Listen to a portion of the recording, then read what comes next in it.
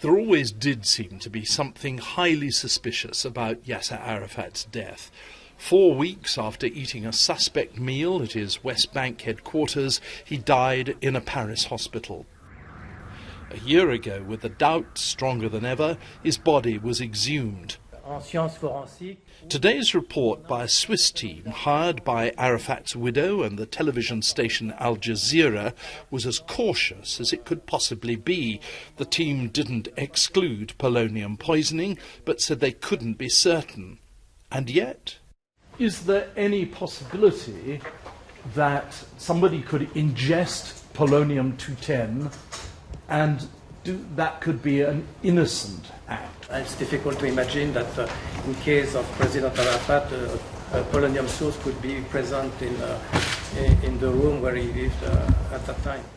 Strong traces of polonium-210 were found in the remains from Mr Arafat's exhumed body and in things he'd taken with him when he went into hospital in Paris. The traces of polonium were unexpectedly high, in one case 18 times above normal.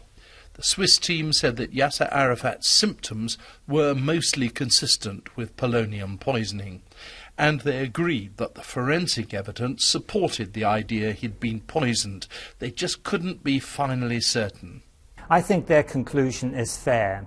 They say it is moderately supportive of evidence that polonium was used to kill Yasser Arafat, and they couldn't really say anything more.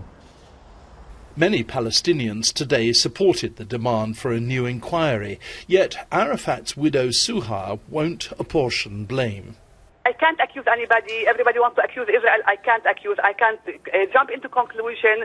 I wanted to document this crime. I want to document it for history, actually. The problem is that there was no autopsy on Yasser Arafat's body at the time, and some of the samples have been destroyed. So who did kill Yasser Arafat, assuming, of course, that he was murdered?